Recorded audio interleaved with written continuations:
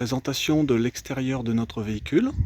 C'est un Rapido V55, c'est sur la base d'un Fiat Ducato qui fait 6 mètres de long, 2,70 m de haut et environ 2,10 m de largeur. Donc du coup par rapport à la hauteur, il faudra faire attention aux barrières de péage, aux ponts et aux branches, bien se souvenir qu'il fait 2,70 m de haut. Je vais vous présenter l'emplacement de la trappe à gasoil pour ceux qui ne connaissent pas les fourgons. La trappe à gasoil se trouve à côté de la porte du conducteur. Après la trappe à gasoil, il y a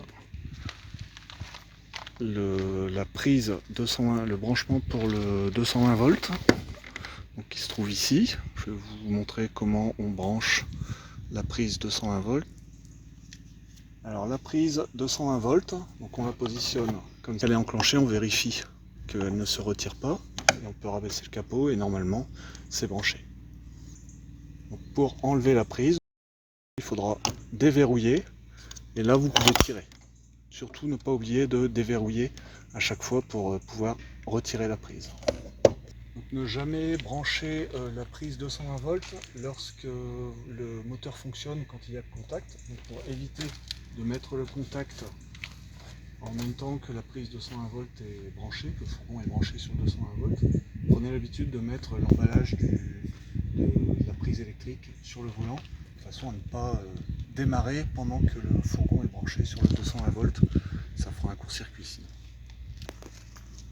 À côté de cette prise, il y a donc l'évacuation des gaz du chauffage chauffe-eau, donc à ne pas obstruer. Ici, c'est la grille d'aération pour le réfrigérateur.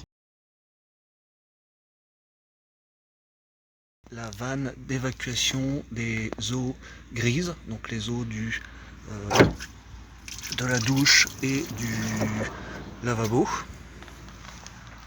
Donc simplement tirer sur la vanne pour ouvrir et évacuer l'eau et pousser sur la vanne pour refermer.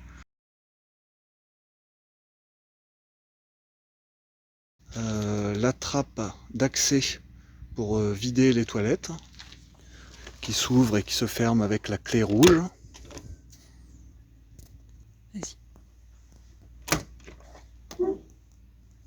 Nous verrons plus tard dans une autre vidéo pour comment vider la cassette des WC.